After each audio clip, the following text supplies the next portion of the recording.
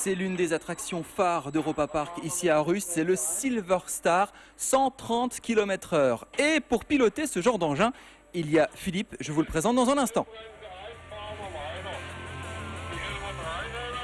Voici Philippe. Salut Philippe, ça va bien? Salut, ça va bien.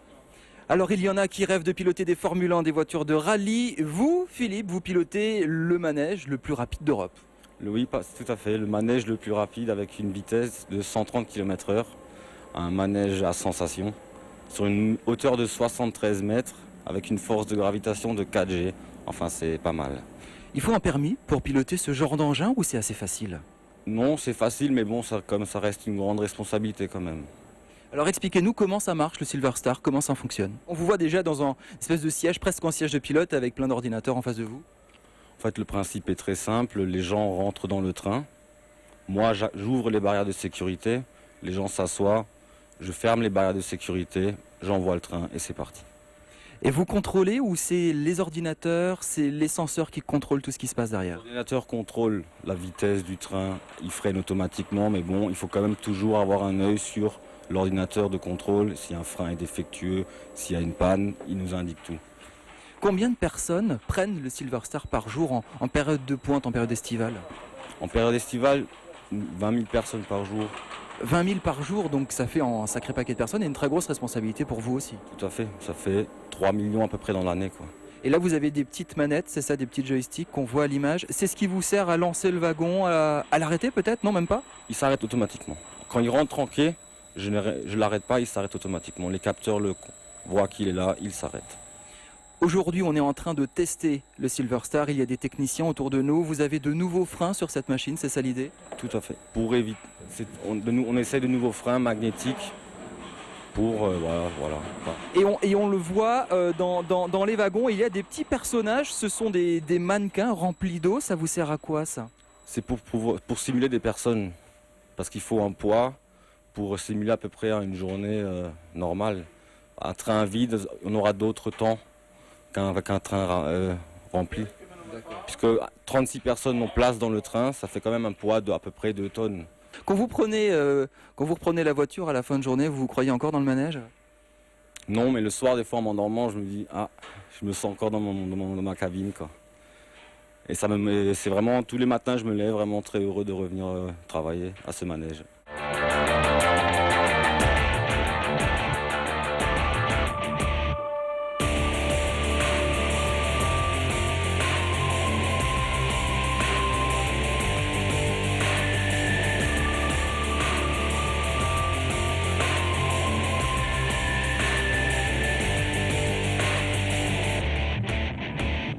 Nous sommes sur le toit de Romire avec Philippe Span. Salut Philippe.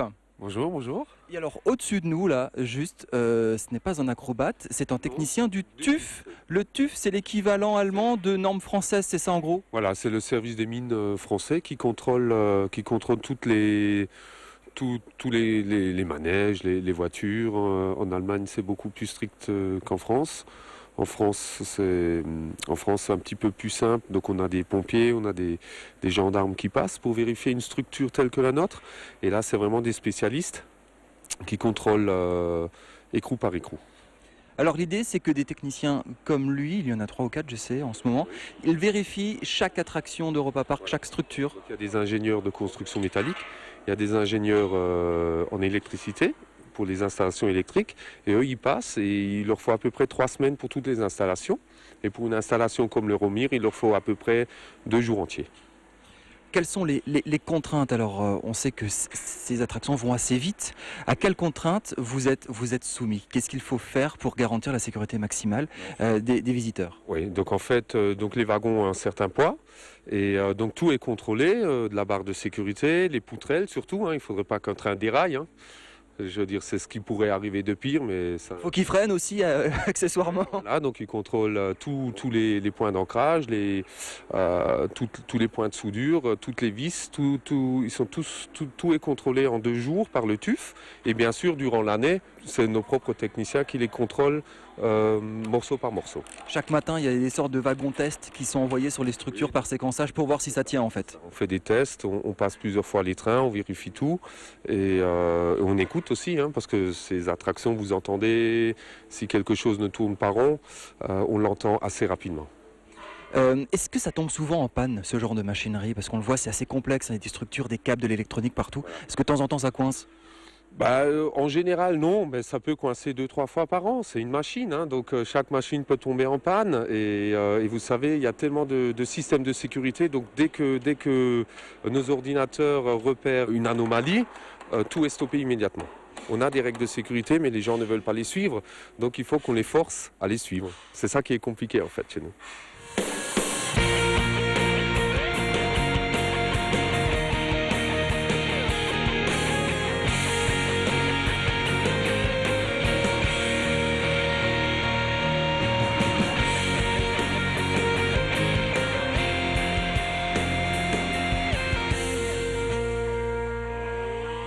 Europa Park, ce n'est pas que des attractions, c'est aussi un univers à part. Et ce qui contribue à cet univers, ce sont les espaces verts. Il y a 85 hectares de verdure ici.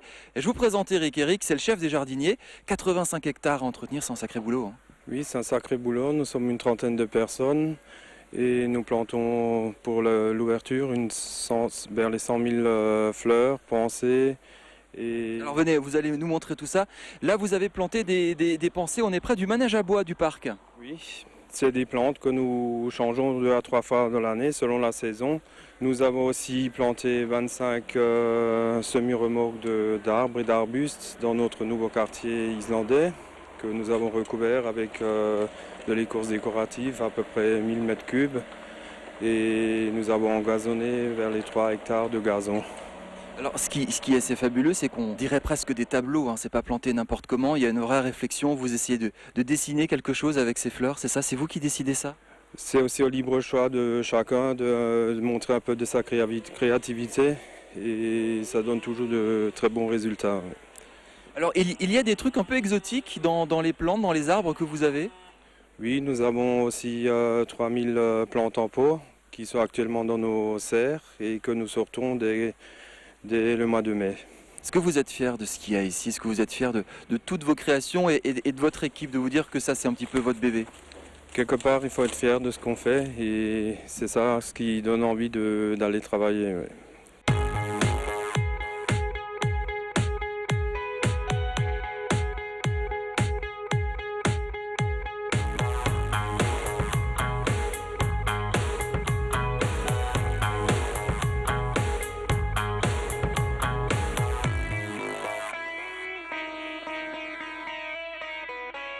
Avant d'aller rencontrer Roland Mac, le fondateur, le grand patron d'Europa Park, petite pause au parc du Colosseo. Le Colosseo, c'est l'un des 4 hôtels d'Europa Park.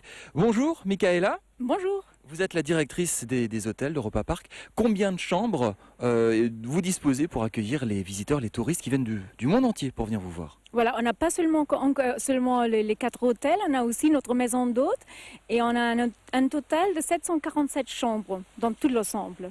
Est-ce que les hôtels fonctionnent un petit peu comme le parc, avec des univers très particuliers pour accueillir vos clients? Absolument, on a un hôtel espagnol, un hôtel italien où nous trouvons ici et aussi un hôtel portugais. Alors tous les hôtels sont thématisés dans leur monde, dans leur pays et sont vraiment tout à fait différents. Vous avez près de 800 personnes qui travaillent pour vous, c'est une très grosse machinerie. Qu'est-ce qui se passe en ce moment, à quelques jours de l'ouverture du parc? Vous mobilisez vos troupes? Ah oui, absolument. On est en train de faire des dernières interviews pour le personnel. On a presque tout le monde qu'on a besoin pour ouvrir la saison.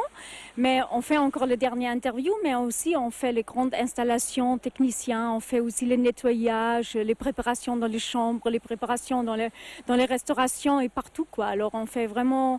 Tout le monde a quelque chose à faire. Tout le monde sait exactement ce qu'il doit faire pour être prête au 27 mars pour l'ouverture de l'Europa Park. Qui vient passer des séjours ici dans les hôtels? Est-ce que ce sont des personnes qui viennent de très loin ou même les frontaliers, les Alsaciens, les Allemands qui sont dans le coin? c'est les deux. Il y en a aussi des chants qui viennent de très très loin, même du tout le monde, quoi, parce que on a beaucoup de conférences mondiales. Alors le chant vient de Chine, de Portugal, de l'Italie, partout, quoi. Mais aussi on a des chants de toute de la région, de l'Alsace, de l'Allemagne. Alors le chant qui veut passer un week-end de wellness ici pour se détendre un petit peu, pour avoir quelques moments ici dans cette belle région, ici dans l'Europa Park. La gastronomie, les restaurants ici, est-ce qu'il y a des spécialités particulières? Est-ce qu'il y a, allez, la meilleure table d'Europa Park, c'est quoi? C'est qui est derrière? Bah, écoutez, on a de différentes cuisines ici. On a une cuisine italienne, espagnole et aussi portugaise. Alors, mais aussi, Ça va avec les hôtels, c'est ça, la cuisine va avec les hôtels? tout à fait. Alors, mais aussi, on fait dans chaque hôtel aussi des cuisines internationales. Comme ça, tout le monde peut profiter aussi des normales schnitzel, pommes frites, des choses comme ça, comme on a tout le monde partout en Allemagne. Quelle est la meilleure table? Allez, dites-le. Je pense que la meilleure table, c'est pour moi personnellement, c'est la table italienne ici dans l'hôtel Colosseo, dans notre restaurant Cesare. C'est très bien, c'est un endroit très calme, très très joli et la table là-bas, c'est vraiment super.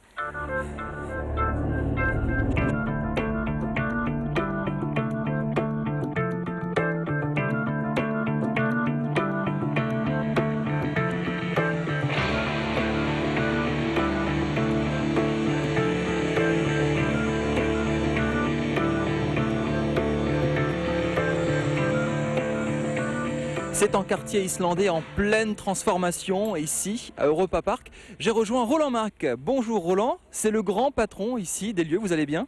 Merci beaucoup. Alors Après cet hiver. alors vous êtes un petit peu le maître d'œuvre, l'architecte. Qu'est-ce qui se passe derrière nous? Qu'est-ce qui se passe ici? Ce nouveau manège, on s'appelle Splash Paddle Vale Adventure. C'est un manège avec des bateaux pour des familles. C'est une construction de la Fermac dans un lac avec des animaux, avec des whales. Qu'est-ce que c'est? Whales. Il y a des baleines, des phoques. Exactement. Et on peut shooter avec l'eau sur les tirs. Sur les cibles. Sur les cibles, exactement, ouais. Et c'est une aventure pour toute la famille. Les bateaux, ils prennent 8 personnes, 4 sur les 2 sites du bateau, avec une très belle station. Qui est en construction derrière nous. Alors là, c'est quoi? C'est le grand patron qui visite le chantier, il voit si tout se passe comme prévu, c'est ça? On va remplir l'eau à samedi et la location des animaux, la location des décorations, les couleurs des rochers, qui est très, très important pour le finish. On a du mal à croire que ça, dans quelques jours, ça va être terminé. Vous travaillez nuit et jour pour finir le chantier à temps? Pas nuit et jour, mais 7 journées par la semaine. Et ça va être fini, peut-être pas les petits coins à la fin, mais il reste quelques temps de finir. En avril, c'est pas un problème. Le manège va travailler. Mais les petits trucs, le public ne veut pas voir, les petits détails, on peut continuer après. Est-ce que vous arrivez encore à être étonné par le succès de ce parc? 35 ans, vous avez plus de 4 millions de visiteurs en une année. Est-ce que ça vous étonne encore? Est-ce que vous êtes encore émerveillé de toute l'aventure que vous menez ici à Rust? Absolument, parce qu'on n'a pas pensé que le succès va être si grand. Mais c'est le résultat d'un travail très fort, d'un travail en qualité, d'un travail en service des clients, avec les surprises, avec les nouveautés. Et on travaille très très fort dans les 35 années. Et c'est pourquoi le succès est arrivé. Combien vous investissez chaque année dans ce parc pour l'entretenir et l'agrandir? C'est difficile à dire, mais dans les années passées, on a dépensé entre 25 et 50 millions d'euros chaque année, spécial dans les ans passés, les 5 ans passés. Je ne sais pas si ça va continuer dans cette vitesse, mais je pense qu'il y a beaucoup de choses à faire. Il y a beaucoup de nouvelles idées qui vont passer dans les prochaines années. Alors j'espère, si ça va comme l'année passée, qu'on peut garder la vitesse qu'on a eue les passés ans. Alors derrière vous, c'est cette nouvelle attraction à base d'eau. Un petit peu plus loin, là au fond, on est en train de construire l'espace Gazprom, c'est ça? Il va y avoir quoi dans cet espace? On est en train de faire l'étanchéité du toit là aujourd'hui. C'est une nouvelle entrée pour le Blue Fire, le grande attraction de l'année passée. Les gens, ils veulent passer un bâtiment avec des choses en point de vue de l'énergie, très intéressant. Et il y a aussi un internement pour les gens qui ne veulent pas faire le grand coaster. Ils peuvent s'amuser dans le bâtiment. Il y a des chambres pour les événements, très grandes chambres pour 100 personnes dans 2 étages. Alors, une attraction vraiment spectaculaire. Alors dernière question, vous avez une véritable histoire d'amour avec la France. Vous avez à peu près 3000 personnes ici qui travaillent au parc, 1500 frontaliers, vous avez reçu plein de décorations de la France, vous êtes reconnu. C'est un pays, c'est un marché particulier pour vous? Absolument. C'est un bon lac que la France est si près parce que le parc est très international avec les Français, avec le langage, avec les gens de France et avec... ils ont des gens différents que les Allemands et c'est bien. Alors vous avez parlé français, je vais essayer de parler allemand. Vielen Dank, Roland Mack, merci beaucoup. Merci beaucoup. On va essayer en allemand la prochaine fois, merci beaucoup.